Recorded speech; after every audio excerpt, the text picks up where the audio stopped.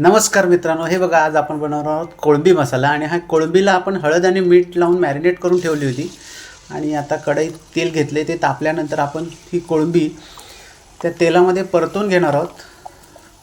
फक्त 50% ही भाजून घेणार आहोत कोळंबी तेलामध्ये परतवून शिजवून म्हणजे. आणि 50% शिजल्यानंतर ती परत आपण काढून बाजूला घेणार आहोत. आणि कढईमध्ये जे तेल आहे त्याच तेलामध्ये हा बघा मी अशा प्रकारे बारीक कांदा कापत आहे.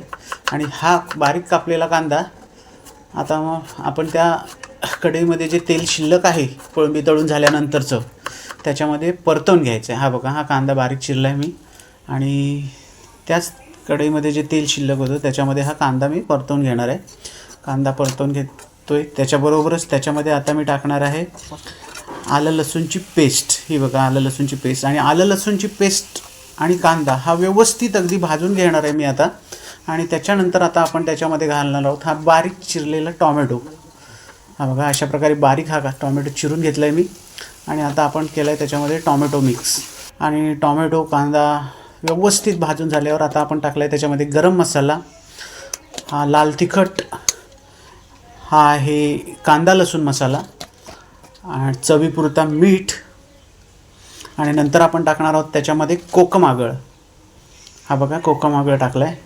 आणि आता परत ते व्यवस्थित आपल्याला परतून घ्यायचं आहे मंद आचेवर. थोडं 5 मिनटं भाजून झाल्यावर तो मसाला आता आपल्याला त्याच्यामध्ये टाकायचं आहे.